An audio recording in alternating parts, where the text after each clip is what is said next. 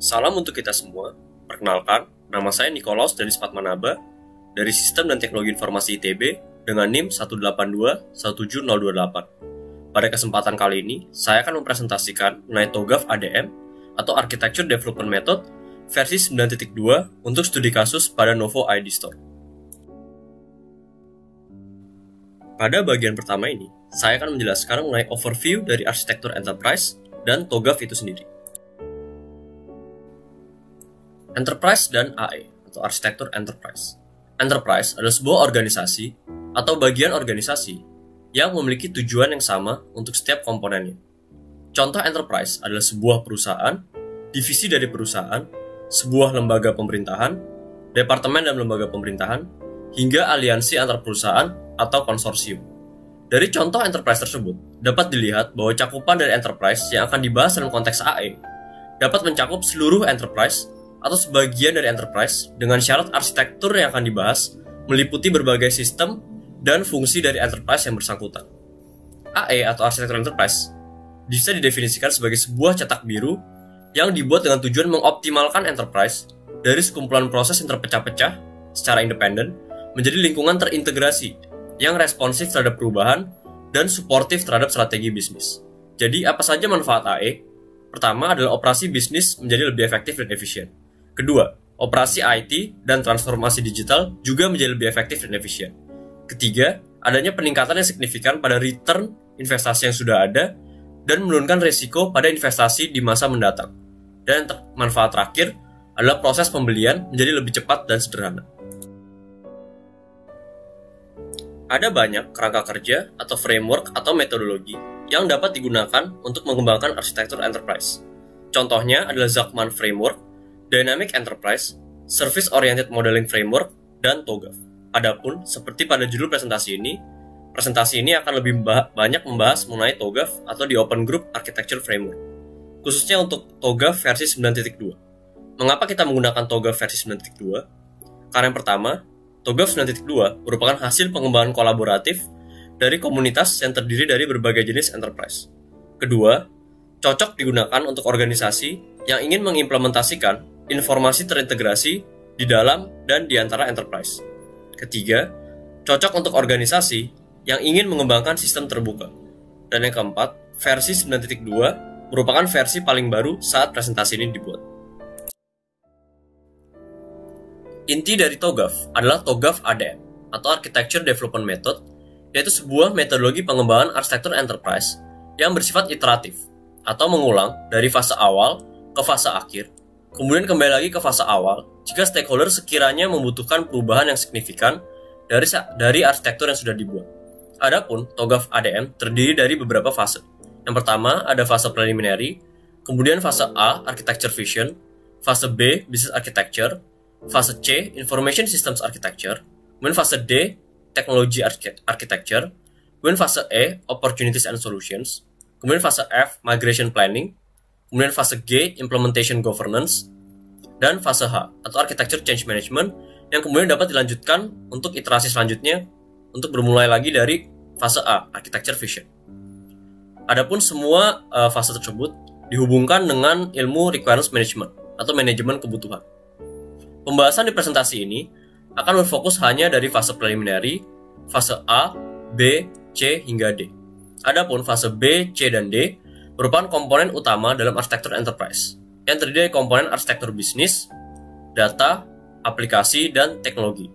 Komponen data dan aplikasi dalam hal ini digabungkan dalam satu komponen yang disebut sistem informasi, yang pada fase di TOGAF ADM disebut sebagai fase C atau Information Systems Architecture. Seperti yang telah disebutkan pada awal presentasi pada kali ini akan menggunakan studi kasus Novo ID Store. Adapun Novo ID Store adalah sebuah clothing line berbasis online atau daring yang didirikan pada tahun 2018 dengan target pasar generasi milenial. Sekarang, saya akan membahas mengenai fase preliminary dari TOGAF ADM. Fase preliminary memiliki objektif untuk menentukan dan mendetailkan kapabilitas, yaitu kapasitas dan kemampuan dari enterprise yang diinginkan oleh stakeholder. Adapun input fase ini meliputi model organisasi dari arsitektur enterprise, Dan yang kedua adalah kerangka kerja arsitektur yang sudah ada, jika arsitekturnya sudah pernah dibuat. Adapun langkah untuk fase preliminary ini terdiri dari 6 langkah yang bisa dilihat pada slide di bawah ini. Dan untuk keluaran dari fase preliminary ini meliputi 3 keluaran, yaitu pertama, model organisasi dari arsitektur enterprise, kerangka kerja arsitektur yang sudah disesuaikan dengan kebutuhan enterprise, dan request for architecture work. Langkah pertama dalam fase preliminary adalah menentukan cakupan organisasi dalam enterprise yang terkena dampak arsitektur.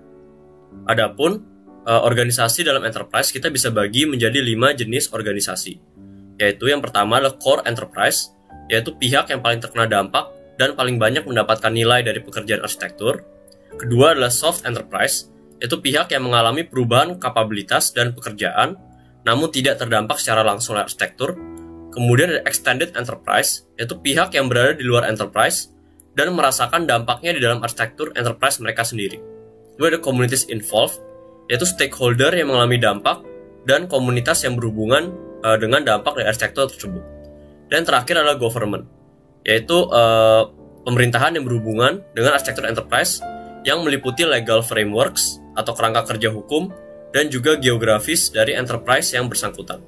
Adapun pada Novo ID Store, core enterprise dalam Novo ID Store adalah Chief Executive Officer dan Chief Technical Officer. Untuk soft enterprise adalah Chief Financial Officer. Untuk communities involved adalah customer itu sendiri. Untuk extended enterprise adalah supplier dari Novo ID Store. Dan untuk government adalah sistem governance dari Novo ID Store. Langkah kedua dari fase preliminary adalah mengkonfirmasi governance dan kerangka kerja pendukung. Adapun Novo ID Store memiliki 3 pihak eksekutif dalam model organisasi mereka, yaitu Chief Executive Officer, Chief Financial Officer, dan Chief Technical Officer. Adapun Chief Executive Officer memiliki jabatan tertinggi, sedangkan Chief Financial Officer atau CFO dan Chief Technical Officer atau CTO saling mengawasi satu dan yang lainnya dengan posisi yang sejajar. Adapun support strategy untuk Novo ID Store adalah semua keputusan yang dibuat harus dikonsultasikan kepada semua pihak eksekutif. Kemudian kedua, semua alokasi dana harus disetujui oleh CFO. Dan ketiga, infrastruktur IT yang dibangun harus dikonsultasikan terlebih dahulu kepada CEO dan CTO. Dan yang terakhir adalah seringkali diadakan rapat untuk membahas keberlangsungan operasional perusahaan. Langkah selanjutnya dalam fase preliminary adalah mendefinisikan organisasi dan tim arsitektur enterprise. Pada tabel yang disajikan di bawah ini, dapat dilihat bahwa langkah ini dilakukan dengan cara pertama kali menentukan kapabilitas dari enterprise yang dimiliki. Kemudian menentukan tingkat maturity dari kapabilitas tersebut, dan pada akhirnya menentukan target maturity dari kapabilitas yang dimiliki oleh enterprise yang ingin dimiliki ke depannya. Adapun maturity model seperti yang dapat dilihat, terbagi menjadi 5 tingkat, mulai dari level 0 hingga level 4. Level 0 atau incomplete adalah proses belum berjalan secara utuh. Level 1 atau perform adalah proses sudah berjalan utuh, namun belum ada sistem yang mendasarinya. Kemudian level 2 atau manage adalah proses sudah berjalan utuh dan sudah ada sistem, namun sistem belum terdefinisi dengan jelas atau mudah berubah. Kemudian level 3 atau define adalah sudah ada sistem yang terdefinisi, namun kinerja dari kapabilitas tersebut belum terukur. Dan yang terakhir adalah level 4 atau level established, yang berarti kapabilitas sudah didasari oleh sistem yang terdefinisi dengan kinerja yang terukur pula. Langkah selanjutnya dalam fase preliminary adalah mengidentifikasi prinsip arsitektur. Adapun prinsip arsitektur terbagi menjadi 4, yaitu prinsip bisnis, prinsip data, prinsip aplikasi, dan prinsip teknologi. Untuk prinsip bisnis dari Novo ID Store adalah keutamaan prinsip, memaksimalkan keuntungan, kontinuitas bisnis, dan ketaatan pada hukum. Untuk prinsip data ada 4, yaitu adalah data adalah aset, data dibagikan, data dapat diakses, dan data diamankan. Untuk prinsip aplikasi ada independensi teknologi, kemudahan pengguna, dan beli daripada mengembangkan. Untuk prinsip teknologi ada perubahan berbasis kebutuhan, perubahan responsif, atur keragaman teknologi, dan interoperabilitas. Langkah berikutnya dalam fase preliminary adalah menyesuaikan kerangka kerja TOGAF dengan kebutuhan dari enterprise. Terdiri dari 3 langkah, yaitu yang pertama, penentuan terminologi atau pendefinisian sebutan yang disepakati oleh semua stakeholder, kemudian penentuan proses, yaitu menentukan proses-proses apa saja dalam ADM yang akan dieksekusi oleh enterprise.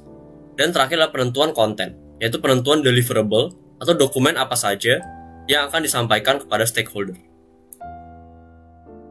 Langkah terakhir dalam fase preliminary adalah mengembangkan strategi dan rencana implementasi untuk alat dan teknik.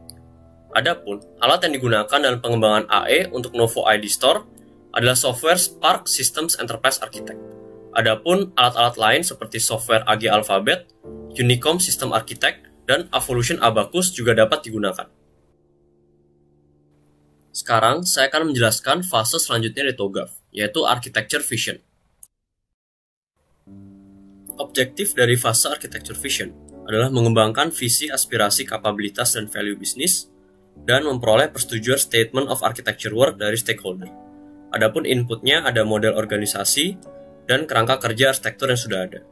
Dan outputnya ada Architecture Vision, Communication Plan, Capability Assessment, dan Statement of Architecture Work. Dengan adanya 11 langkah untuk mencapai output tersebut.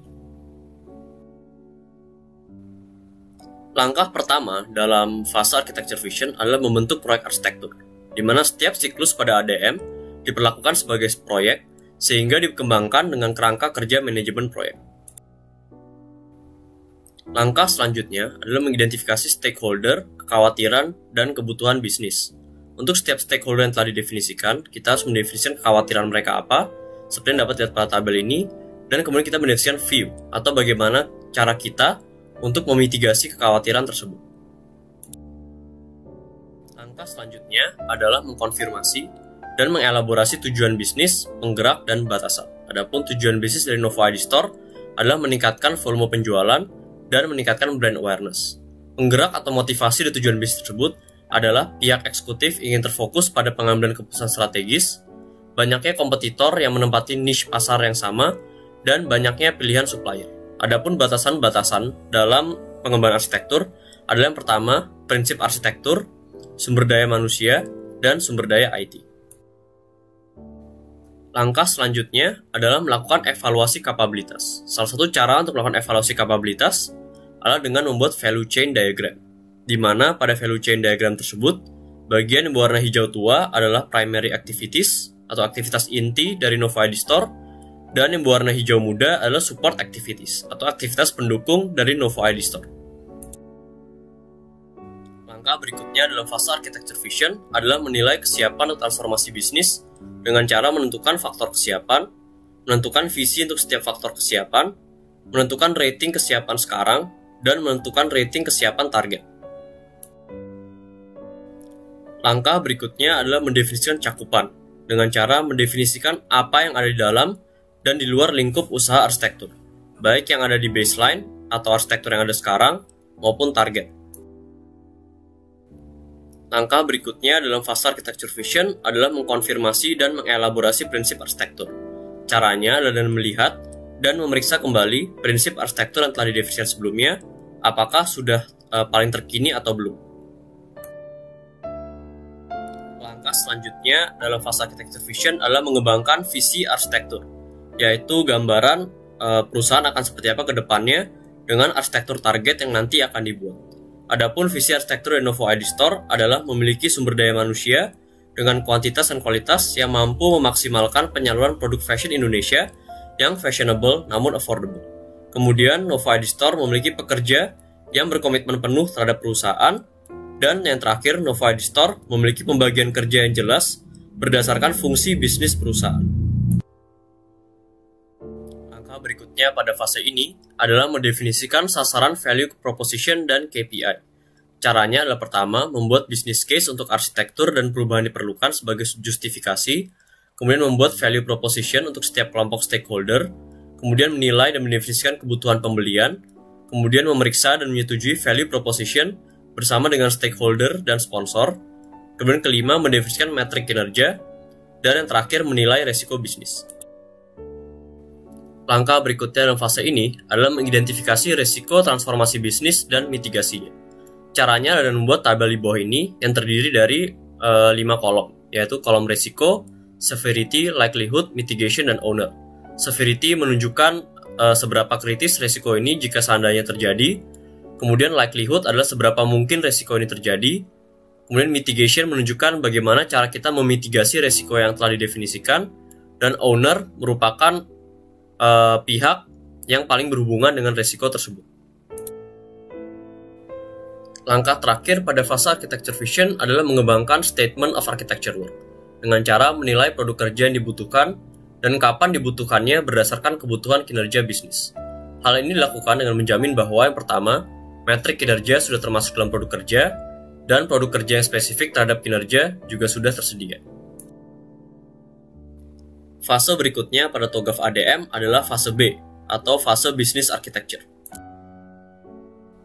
Kita dapat membagi Business Architecture menjadi 3 tingkat, mulai dari yang paling abstrak atau high level, hingga paling konkret terlihat dalam enterprise atau yang disebut juga low level. Ketiga tingkatan tersebut adalah konseptual, logical, dan physical, di mana konseptual adalah yang paling high level, dan physical adalah yang paling low level. Cara menggambarkan konseptual business architecture adalah dengan menggambarkan diagram business function seperti di bawah ini, di mana bagian sebelah kiri atau gambar yang sebelah kiri adalah diagram baseline, yaitu yang kondisi yang ada sekarang, dan diagram yang sebelah kanan adalah diagram target di masa depan yang ingin dicapai oleh Novo ID Store.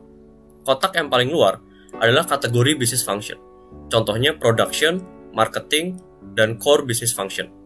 Kotak yang ada di dalam kotak paling luar tersebut atau kotak kategori disebut juga dengan business function, seperti contohnya product development, management design, dan lain sebagainya. Bagian yang paling dalam yang berbentuk oval adalah business services, seperti product design.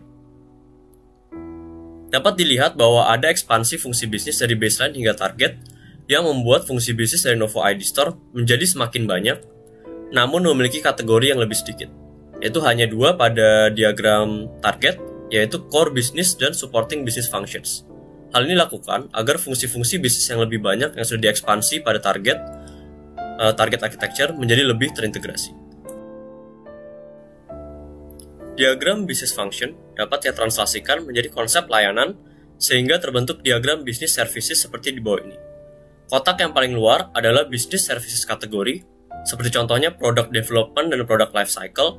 Sementara itu, kotak atau oval yang ada di dalamnya adalah business services, seperti product design dan product research, sesuai dengan diagram business function yang ada sebelumnya. Oleh karena Novo ID Store mengalami ekspansi fungsi, maka layanannya mengalami ekspansi pula. Sehingga jumlah layanannya menjadi semakin banyak, seperti yang dapat dilihat pada diagram di bawah ini, di mana diagram sebelah kiri adalah diagram baseline, dan sebelah kanan adalah target. Tingkat yang lebih low level atau konkret dari conceptual view adalah logical view, yang menggambarkan alur logis dari proses bisnis dalam Novo ID Store. Salah satu cara menggambarkan arsitektur logis tersebut adalah dengan cara membuat BPMN, atau Business Process Model Notation, untuk setiap proses bisnis.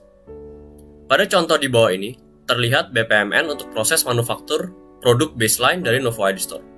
Proses terbagi menjadi 2 jalur atau pool yang terpetakan pada aktor yang berbeda pada baseline, yaitu CEO dan supplier dengan masing-masing aktivitasnya yang berbeda namun saling terkait. Diagram di bawah ini adalah target logical business architecture untuk proses bisnis yang sama, yaitu manufaktur produk pada Novo ID Store.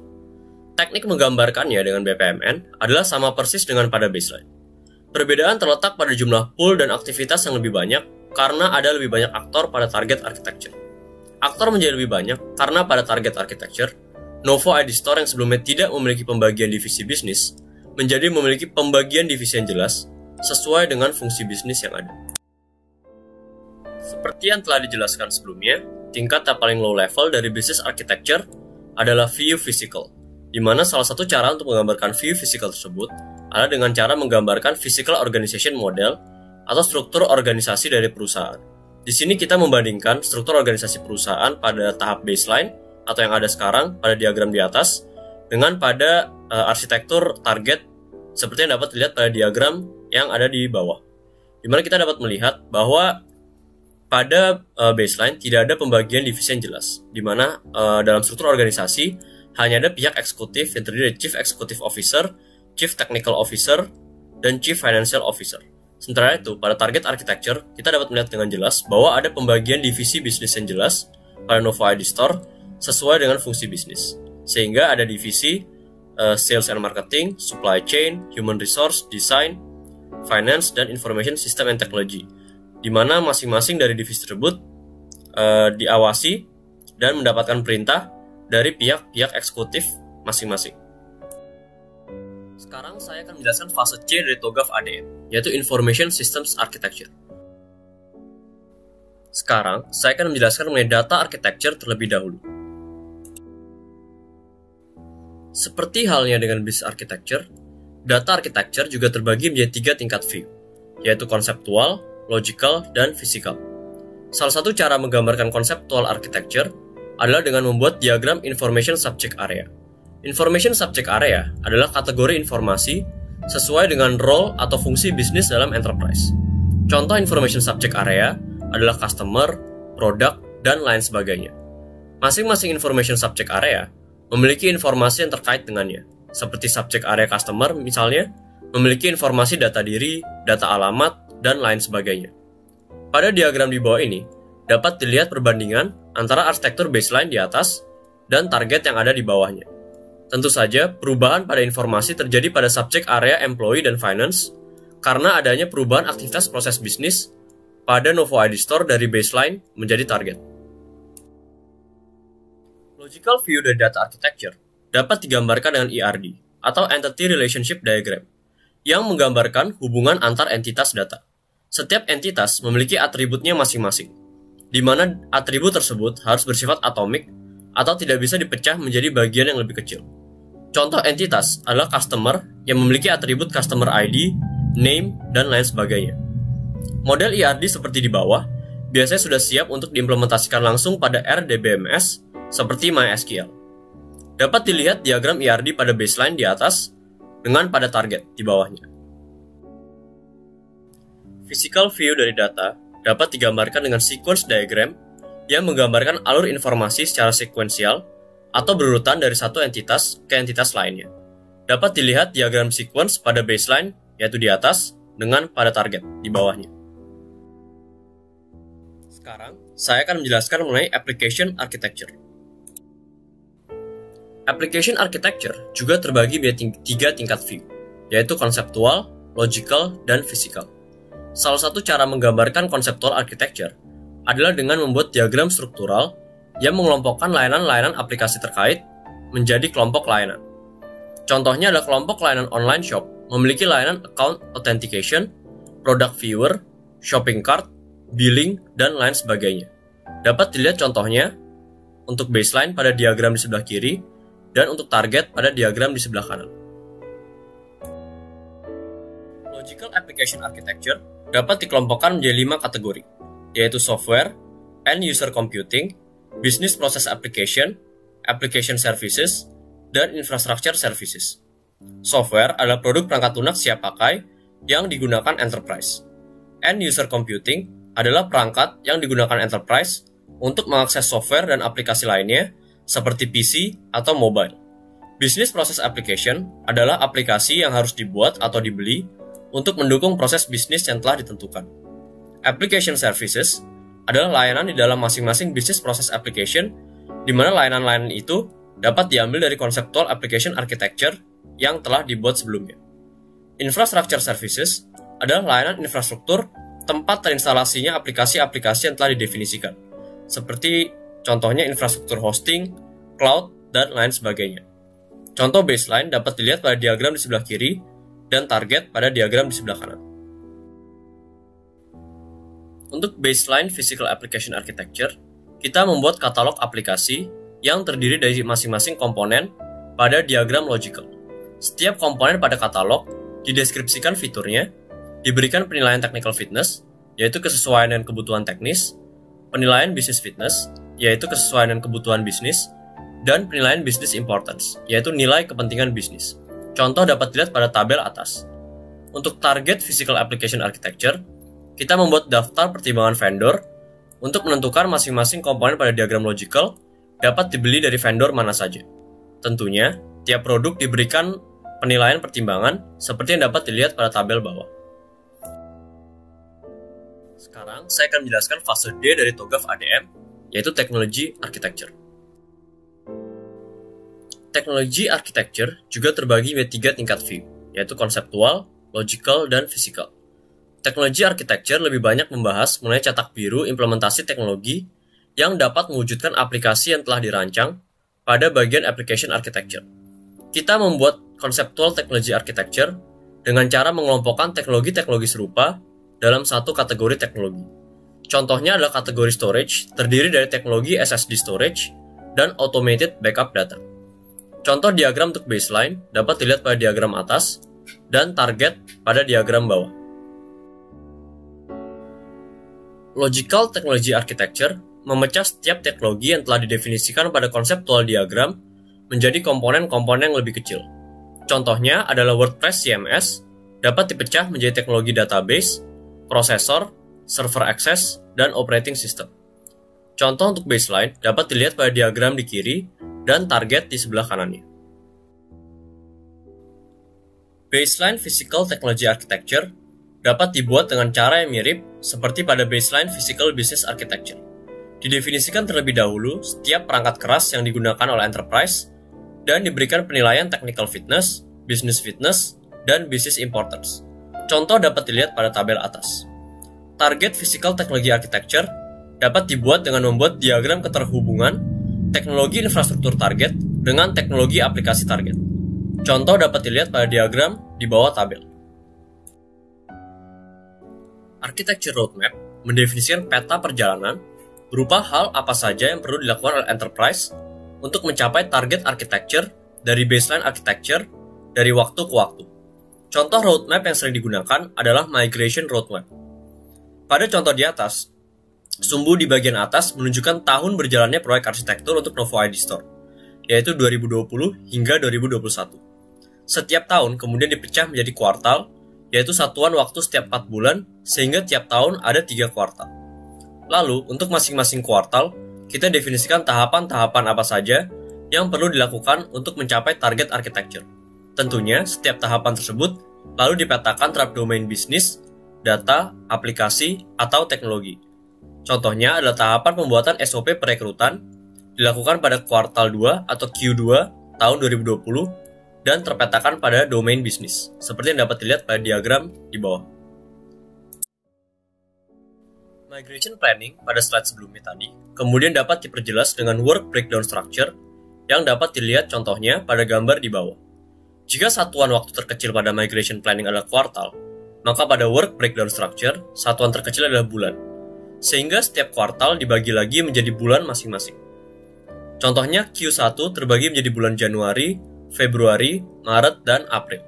Setiap pekerjaan atau tahapan yang ada pada migration planning kemudian dipetakan terhadap cakupan bulan yang sesuai, seperti pada gambar di bawah. Setiap baseline dan target architecture pada masing-masing domain bisnis, aplikasi, data, dan teknologi kemudian digabungkan dalam sebuah solution building block terintegrasi, seperti pada diagram di bawah. Di antara bagian baseline dan target pada diagram tersebut, lalu disisipkan bagian solution yang menunjukkan teknik apa yang dapat dilakukan agar baseline architecture dapat mencapai target architecture. Sekian presentasi dari saya, dan terima kasih.